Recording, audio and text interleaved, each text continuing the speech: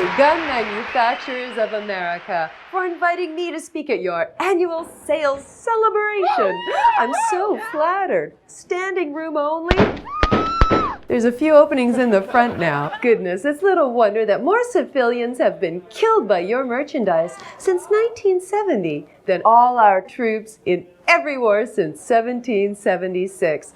Maybe next time we say we support our brave troops, we should include anyone brave enough to walk down Main Street. Thank you. Let's have a moment of silence for all the children shot dead. Thoughts and prayers, thoughts and prayers. There, all better. When people get killed, I give them my prayers. It's the least you can do. Trust me, especially after all the prayers to keep them alive were ignored. There's been a staggering amount of sales. Congratulations.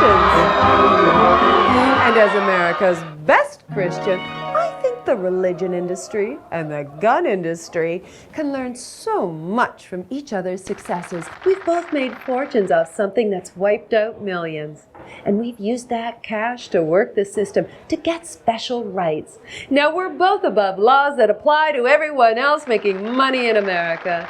Through religious freedom exemptions, the religion industry can ignore civil rights, employment, healthcare laws, and we never pay taxes. But when it comes to American idolatry of a consumer product, even Jesus can't compete with an AR-15. A gun is the only cause of death that has civil rights, or immunity from lawsuits or congressional gag orders. Well, the CDC, the NIH are banned from observing that. Well, guns don't kill people. They certainly seem to help. Even doctors under the Affordable Care Act are prohibited from noticing how well your products work on the many children they are tested on. You see, Congress is okay with a Columbine, just as long as it doesn't affect your bottom line. Because folks who think the Lord is wrathful have never crossed the NRA.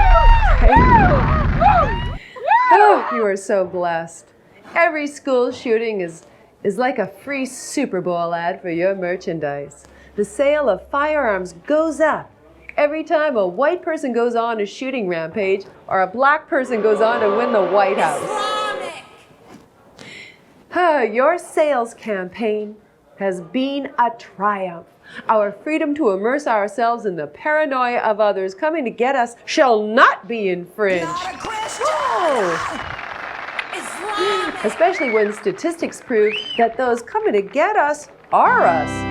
Since 9/11, Americans were 5,000 times more likely to be killed by an American with a gun than by a foreigner with a grudge. See, I like to think of the Constitution as our nation's first consumer reports. It only recommends buying two things, guns and slaves. Two sacred, constitutional ownership rights, and one has already been taken away. Even our most cherished right, the First Amendment right to free speech, can be limited. You can't yell fire in an open theater. Just open fire in one. But who's doing all this lucrative killing? 3 out of 5 firearm deaths in this country are suicides. So if you really want to increase sales, you need to be encouraging more depressed people to shop. How about an all alone at Christmas sale? Because your most overlooked marketing demographic isn't Americans who want to protect themselves, it's Americans who want to kill themselves. In America, guns aren't really about self-defense. They're about self-destruction. And that makes you the planet's most obscenely profitable assisted suicide program. Congratulations!